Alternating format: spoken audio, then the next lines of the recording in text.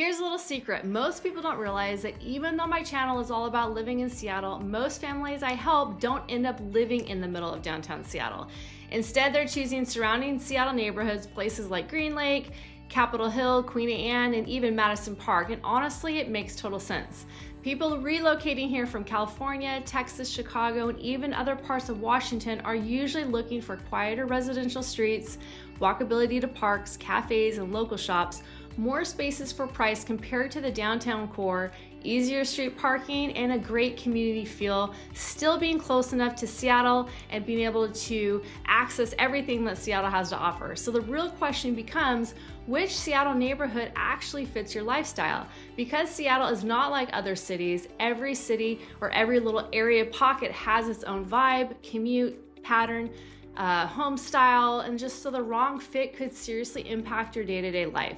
That's exactly why this map video exists, to help you eliminate the overwhelm and narrow down your search to the neighborhoods that truly match your lifestyle.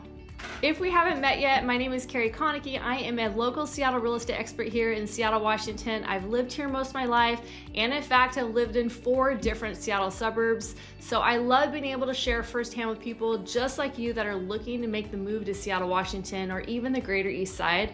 If this is your first time on the channel and you want to know everything about living here in Seattle, Washington and the surrounding suburbs, make sure you subscribe so you can be the first to know about our current market here. And if that's you, check out the description below. All of my contact information is there for you. Whether you are moving in 9 days or even in 9 months from across the world or just across town, I would love to help make your move exactly what you want it to be.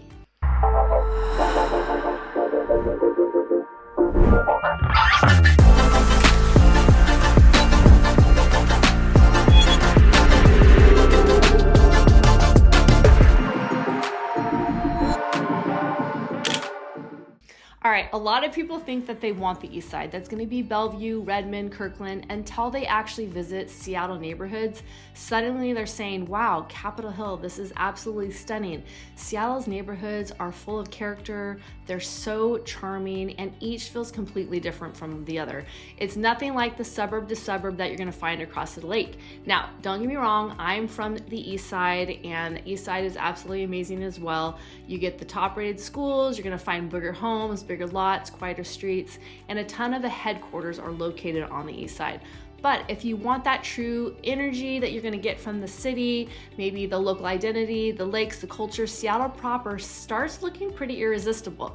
But here's the challenge. There are so many iconic neighborhoods inside Seattle, each with its own price point, lifestyle, and commute and personality. So choosing between Green Lake or Queen Anne or Capitol Hill and Ballard can get very overwhelming very fast. So especially if you're trying to figure this all out from another state. That's exactly what this channel is here for to you today. We are going to help you clarify each neighborhood and see what one may potentially fit for you. Today we're focusing strictly on the Seattle neighborhoods, the places where most of the clients that I work with end up falling in love with once they tour them. These are areas that offer a perfect blend of walkability, you have your parks, your water access, and that just unique Seattle feel that you can get nowhere else other than Seattle. And if you're relocating for Amazon, maybe Google or UW Medical, or downtown employers, let's just say, living in the city can actually be more beneficial, especially for your commute, making it much more simpler. So today we're gonna break down the top Seattle neighborhoods my clients consistently choose, and by the end, most people go from I have no idea where to start to, you know what, I think I have a couple neighborhoods that I definitely wanna check out. So we're gonna make it easier for you. Again, let's grab our coffee and jump right into the map. All right, so we're gonna zoom out. I kind of have it zoomed out a little bit so you guys can kind of see Seattle area. You'll notice we are running north to south here, the Seattle area. So I'm just gonna circle just so you can kind of tell the Seattle area. It's a little bit hard to see, but this is Seattle. And oftentimes in my videos, I'm gonna reference the East Side area, which is where I live. That is basically this area over here. So you got your East Side area and you have your Seattle area. So like I said, you'll notice Seattle runs north to south. On both sides of Seattle, you have bodies of water. As you can see, this right here is Lake Washington. So it's a good to think of it as a division between Seattle and the East Side area. And then over here to the left is our saltwater. So this is Puget Sound area. You'll see if I zoom in here too, these are ferry points. So from downtown Seattle, you can take ferries to Bremerton, you can go to Vashon Island. So lots of different areas and islands that you can visit from Seattle. So the main focus areas that we're going to focus today are going to be North Seattle, which is going to be up in this area. We have Fremont, we have Green Lake and Ballard. And then our central Seattle area that we're also going to be focusing on today is going to include our Queen Anne area. Right here is South Lake Union. And then if I zoom in a little bit, we got Capitol Hill. So those are the couple areas that we're going to be focusing on today. And then also East Central Seattle, which is going to be our Madison Park area, which is up in this area. Here is University of Washington, so you can kind of see like the reference points. So think of Seattle as clusters, not just one unit. Each area offers something a little bit different, which is pretty common in most major cities like Portland, Oregon, San Francisco, California, and even areas of Denver, Colorado. All right, most of my relocating clients start their search in North Seattle because it's walkable, it's safe, it's vibrant, and very close to everything without feeling like you're in the middle of downtown area. So let's start with our 4 heavy hitters. Now, each of these, we're looking at Green Lake right now, but each of these areas I'm going to be showing you are relatively similar in the fact that they all offer beautiful historic homes built in the 1900s. They each have quaint, fun coffee shops, unique restaurants, and just that overall feeling like there's life living here in the Seattle area. It's definitely not a dead city by far. The median price here in Green Lake is $1.02 million. Green Lake is literally one of the most iconic Seattle lifestyle neighborhoods and honestly one of the most requested by people who are relocating here to the Seattle area. This area is famous for its 2.8-mile loop that's surrounding the lake. There is literally a trail, paved trail, that goes 3 miles, almost 3 miles, all the way around the lake.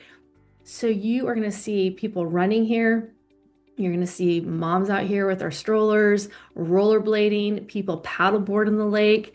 And also there are little cafes and restaurants that are surrounding the lake, which is even really cool too. And then you'll see these green areas. There's just parks as well.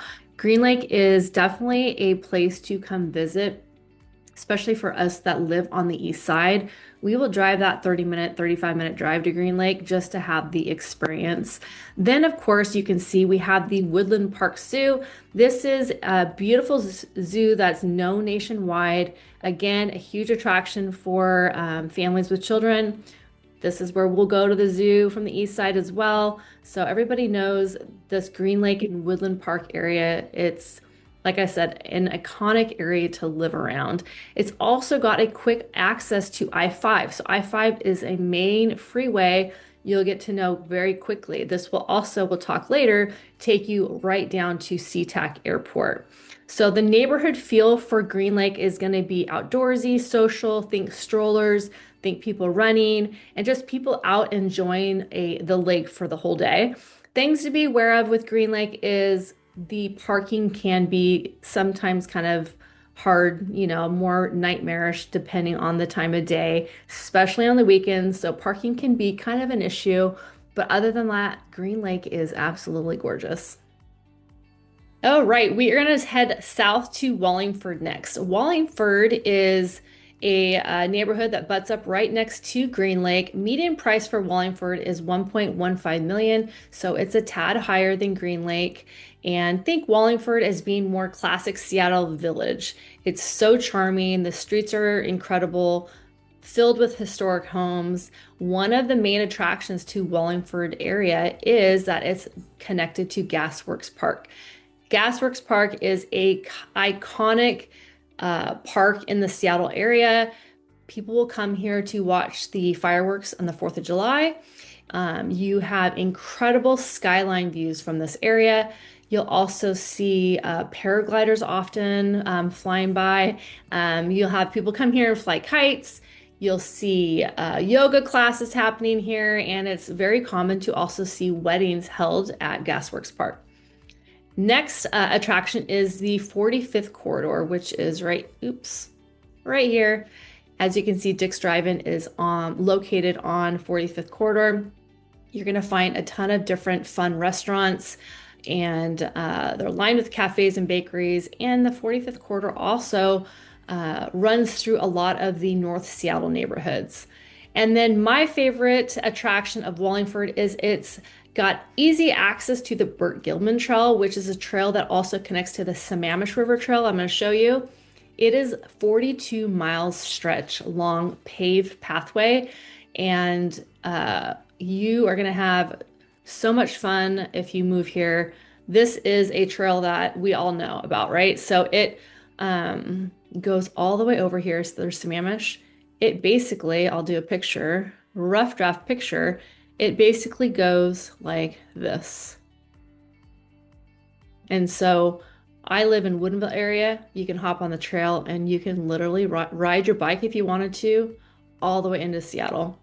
42 miles long. So that is another great attraction of Wallingford, is it has that easy access to the Burt Gilman. So think about neighborhood feel for Wallingford as being very walkable, very like leafy feeling. It's established. Many of the homes have character and just have been restored. They have original architecture and have been just kept and what's the word I'm looking for? Preserved. Their architecture has been preserved. So many of the homes, like I said, have been built in the 1900s. Street parking is just kind of depending on location. And then you can expect to see some hills around the edges of the neighborhood. Okay, we are going to head over to Fremont, which is just southwest of Wallingford. Median price for Fremont is $985,000. Fremont calls itself the center of the universe, and honestly, it just kind of is. It's artsy, quirky, walkable, and sits right along the Ship Canal. Burt Gilman Trail runs right through the neighborhoods here, so that's also a great attraction for the Fremont area. They have what's called Fremont Sunday markets, not Saturday markets, Sunday markets. It's an open air European style market that has been going since 1990. It's the kind of place where you walk in with no plan and end up leaving with fresh produce, a vintage jacket, handmade soap, and a dumpling in your hand. So great. They have a lot of things happening in Fremont area, a lot of parades, a lot of different attractions for Fremont. There is the waterfront view, which is right on the Fremont Bridge. So this is Fremont Avenue here, and this is the Fremont Bridge. It's a drawbridge that you can get through and around the different bodies of water.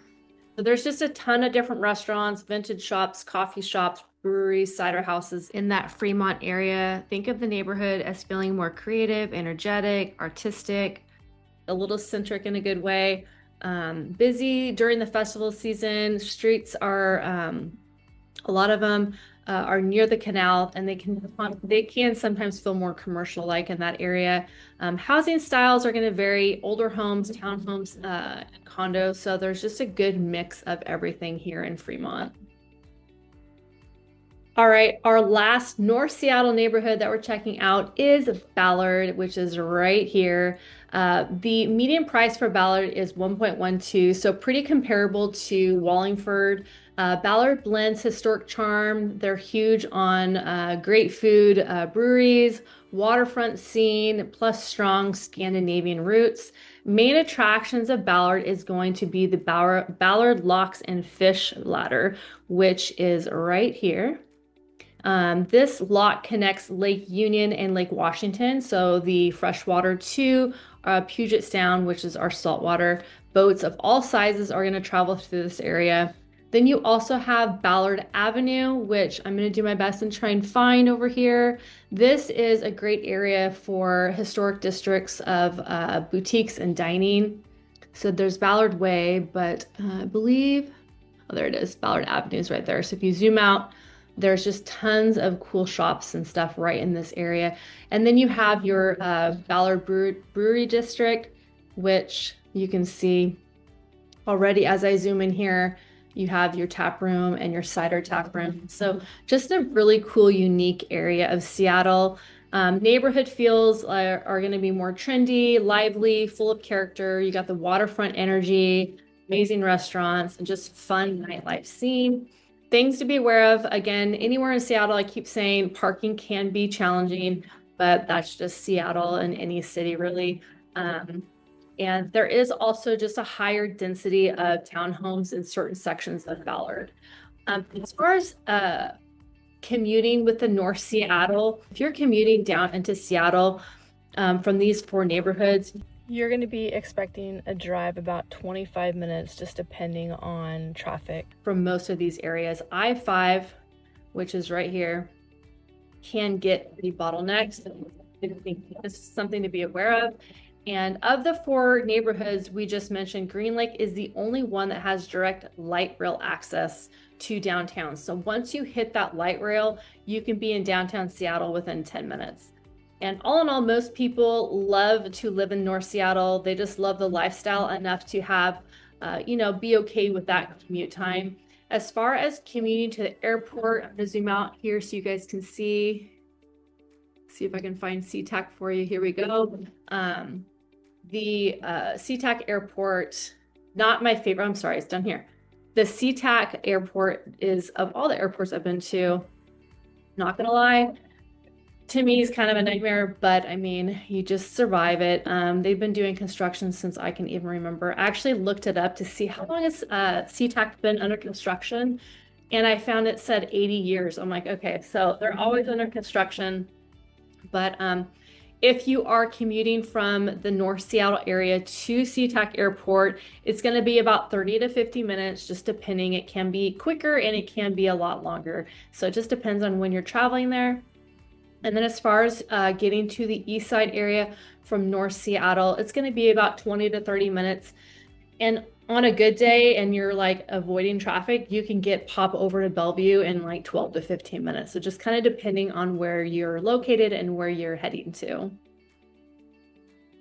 All right, now let's talk about the core of the city where things are most lively. We are going to check out right now the central Seattle area. First up is Capitol Hill. Capitol Hill is Seattle's creative, cultural heartbeat, vibrant, walkable, full of nightlife. Whenever my friends go out, I know they're going to Capitol Hill. So that kind of gives you the vibe of this area. Main attractions is going to be #1 Volunteer Park here. A beautiful park, iconic water tower, views, conservatory, loops for walking, and then check this out. Bruce Lee and Brandon Lee grave sites. Well, that's pretty cool. I learned that new today. So we have the Volunteer Park, which is the main attraction, and then we have Broadway. This is going to be where a lot of your dining, cafes, shops are going to be located here on Broadway. And then you're also going to have a lot of comedy clubs and improv clubs as well. So different theaters in the area. And then I wanted to check out 2 down below here. We have our, we have Seattle University is down here. Seattle University is down here. And then we have our Virginia Mason, Swedish Hospital as well. And then last but not least, really cool is our Millionaire Row, which is going to be where you find a lot of the cool mansions in Seattle. There have been mansions selling in the high 7 millions, which is really awesome. Kind of fun to check out. So those are going to be up here closer to the Volunteer Park. I think this is a bed and breakfast. So the Schaefer Bailey Mansion is one. And then I believe there's a couple on the west side as well. So there we go. Bullock House. It's kind of hard to see that one. But so you had Millionaire Row located in Capitol Hill. So just some very cool, unique areas in this part of Seattle. It's going to feel more artistic. It's going to be more energetic, tons of charm. Again, everything's walkable. Most of Seattle is just beautiful historic neighborhoods in this area, tucked right into the center of Seattle. Things to be aware of, it can be very busy. There's the nightlife, which is going to draw in a lot of people over here, and it can feel a bit during different times of the week. Street parking is very competitive as well. So there's going to be a mix of older homes and condos and townhomes. So just kind of a little bit of everything here in Capitol Hill. All right, next up we have Queen Anne. So just west of Capitol Hill is our Queen Anne. This area is going to be median price is going to be 1.11 million. Queen Anne is classic, elegant Seattle. It is absolutely gorgeous. Hilltop views, historic homes everywhere. It's quiet residential streets. It's quaint, just minutes to downtown Seattle. Absolutely adorable. You definitely feel like you're the king of the mountain when you are in Queen Anne. Main attraction is this little teeny park right here. It's called Keri Park, and it has just absolutely gorgeous postcard worthy areas to take pictures. So tourists treat it like it's a must stop. It's got iconic viewpoints of Seattle. It's where you get those, like I said, postcard photos with the Space Needle, with downtown in the background. And then on a clear day, you have Mount Rainier that's popping up right behind. It's just a tiny park that's very special to this area. And then the next attraction is pretty big. It's our Seattle Center area where we have, again, our Space Needle, famous for the Space Needle. I've lived here a majority of my life and I've been to the top maybe 3 times, but this is definitely something that you need to do when you come to Seattle. And then you have some really cool museums in and around this Seattle Center. We have the Museum Pop Culture Museum. We have Seattle Children's Museum. And then we have, where else is it? Pacific Science Center. So those are definitely some cool places to take the kids to. And then, of course, home to the Kraken, we have our Climate Pledge Arena. And this is also where a lot of our concerts in Seattle are held at the Climate Pledge Arena. So just a lot of things happening here. Always something. There's festivals, there's food events, all right here in the base of Queen Anne. Neighborhood feel is going to be peaceful, more upscale. Like I said, you do feel like you're kind of on the top of the mountain here in the Seattle area when you're in the Queen Anne area. Homes are going to be older, mostly in the 1900s to 1930s. You're going to find craftsman homes here as well as Tudor homes. And then, of course, there's going to be that limited parking in Lower Queen Anne area. South Lake Union is a neighborhood that is right between Capitol Hill, which is right here, and then Queen Anne. South Lake Union is right in the middle. The median price for this area is $850,000. Think of this area as very modern, tech-driven. You have high-rises, luxury apartments. You're also very close to the Amazon headquarters, and plus you have that easy access to Lake Union, which is right here. Which brings me to our first attraction, Lake Union Park, which is right here.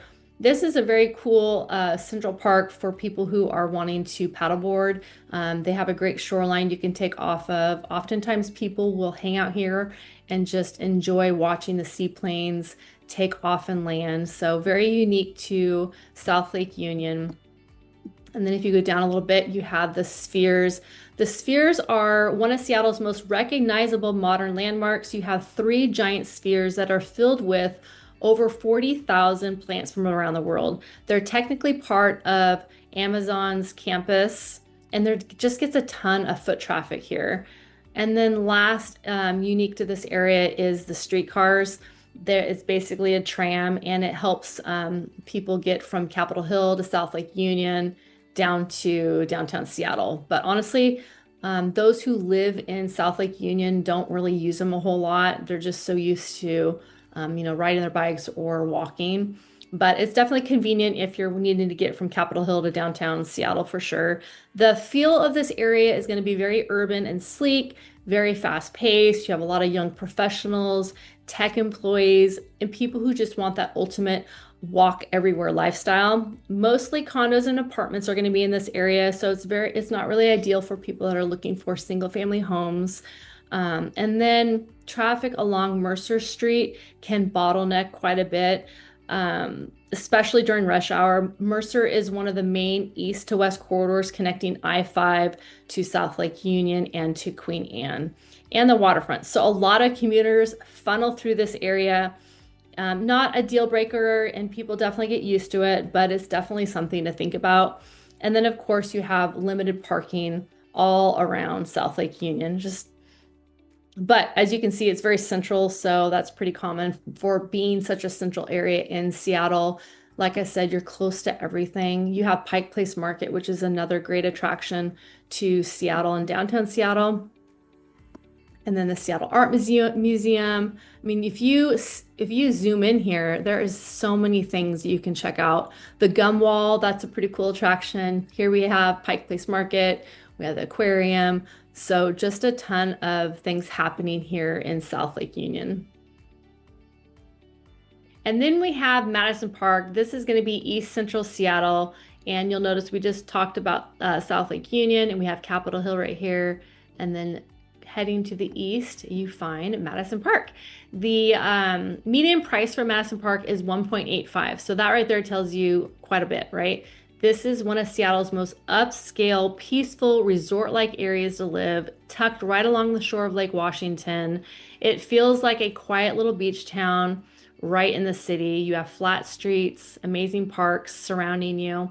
In fact, that's our first attraction is Madison Park itself, which is right here. Madison Park is in the heart of the city, or sorry, the neighborhood. It's got sandy beaches, swimming available, which is great. And they have lifeguards that set up in the summer. There's little grassy areas that you can relax in. Some of the best sunrises come from this area because our sun comes up from the east and you're able to see it from Madison Park here, right on the water, which is beautiful. People come here obviously to dog walk, play. They have all the things here at Madison Park. And then next we have our Madison Park Village, which is located on East Madison Street. So this is basically the main street here. You're gonna find this is such a charming little strip. It's got cafes and restaurants, wine bars, boutiques. It feels like a European village, small, friendly, walkable. Locals often start their mornings here and then with coffee, and then they end the day with lakeside dining. And then last is our Washington Park or Arboretum, Washington Park Arboretum. That's a mouthful. Just minutes away, this is a massive 230 acres of botanical gardens, connects Madison Park to the University of Washington, which I'll show you. You get miles of walking trails, lagoons, Japanese maples, just stunning fall colors, one of the best nature escapes in the entire city, and it's right in your backyard. So if you wanted to head over to the University of Washington, you would take this route right here, which is Mount Lake Boulevard Road. So once you get on this, you go over 520, and then I'll zoom out a little bit so you can see University of Washington right here. So you can go watch some games if you'd like.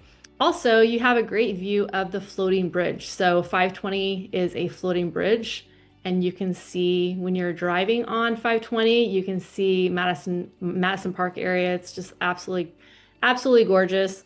The feel of the neighborhood is going to be upscale, true residential retreat. You got luxury homes, very tight-knit community. Buyers here tend to be families, executive, retirees, anyone wanting peace and privacy within the city limits. Things to keep in mind, price point, Madison Park is one of Seattle's most expensive areas to live. You're paying for that waterfront access and resort-like environment. Limited transit, you're not gonna have a lot of transit options, so you're either gonna be biking, catching a bus, or even just driving yourself around. So there's not that convenience of the tram, right? You're kind of in your own little area, but it's also kind of nice that it's like that. And then mostly single family homes. If you're looking for dense condo living, you're not going to find it here in Madison Park.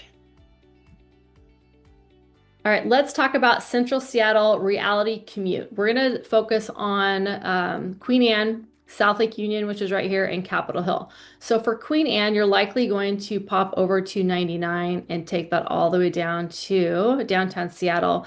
That is about a 10 to 20 minute drive, just depending on if you're North Queen Anne or South Queen Anne. And then South Lake Union and Capitol Hill, likely going to take I-5 here and then pop over to downtown Seattle just like that. That'll be about a 5 to 15 minute drive. Again, just kind of depending on time of day. The streets can definitely bottleneck during peak hours. This is central Seattle, so definitely to be expected. The big advantage is all three of these neighborhoods have extremely fast access to transit and are close enough to where most people can walk, scooter, or even bike to work.